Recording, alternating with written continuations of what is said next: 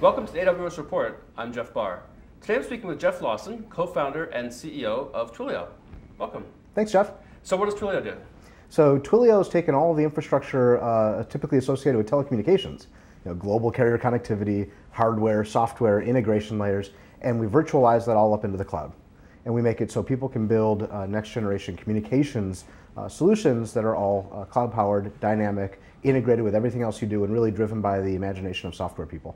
So when you say build, is this a platform, APIs, and so forth? It is a platform, a set of APIs that take the primitives of communications like phone numbers, inbound and outbound phone calls, inbound and outbound text messages, and we virtualize that all in the cloud and then give you programmatic access to be able to roll those things into applications that ultimately it's all about letting your applications communicate so that you can create better customer experiences. Now, what kind of customers find this interesting? So we have over 150,000 developers using Twilio. They represent everything from independent developers through developers at large enterprises.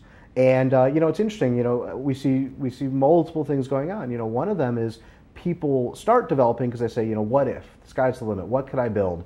What can I imagine? And you see great stories about, for example, GroupMe is a great example where they had built an application that let you group text with your friends. They built it at a hackathon, and then it blew up and just got enormous viral traction, and they raised a bunch of money and ultimately ended up selling to Skype. It's a really cool story about guys who sat down to solve a simple problem, and then boom, they did it. And then the flip side of that is companies who set out and say, we have a very discrete problem we're trying to solve. So one of our customers is Home Depot, and with Red Beacon, one of their companies, they want to make it so when you walk into any Home Depot store, you can call a toll-free number to help you install that sink, and they'll hook you up with a local contractor nearby who can install it for you, because the barrier to buying that sink is not knowing how to install it, right? And so they're building up these call centers, and they said, well, we could go the traditional route, spending a lot of money on on-prem hardware, but what we'd rather do is actually build a great experience and do it more nimbly, because we're still figuring out what this product is and how it's going to work. And so we're using Twilio to build the customer experience we want, to integrate it with the whole rest of that buying experience. And then we can, on the fly, every week, we can invest a little more time to tweak this and that to create the great customer experience that's ultimately going to create the product that wins the market. And just keep on iterating until they get it. Keep iterating, right? Okay, so let's move a little bit on to how you guys use AWS. Yeah, so we were an early adopter of AWS. I came from Amazon as a product manager in the early days of AWS. So when I started Twilio, it was very clear to me that we wanted to use Amazon. We wanted to use the cloud because that was the future of how you think about infrastructure.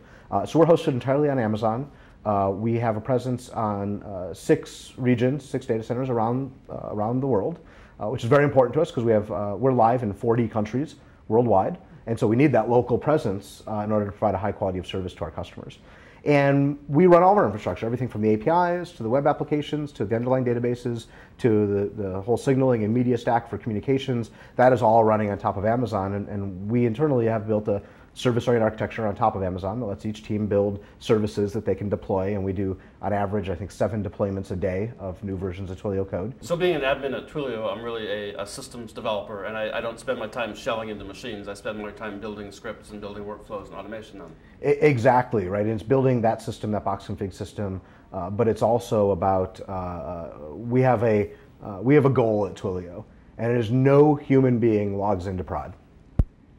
Because anytime human beings log into a production server, it's just an opportunity for someone to make a mistake, sure, or to put a machine in some now unique configuration that's different from the rest of everything. So human beings don't belong in production systems. That's the rule. And so all of this infrastructure automation is about preventing a human being from having to go in.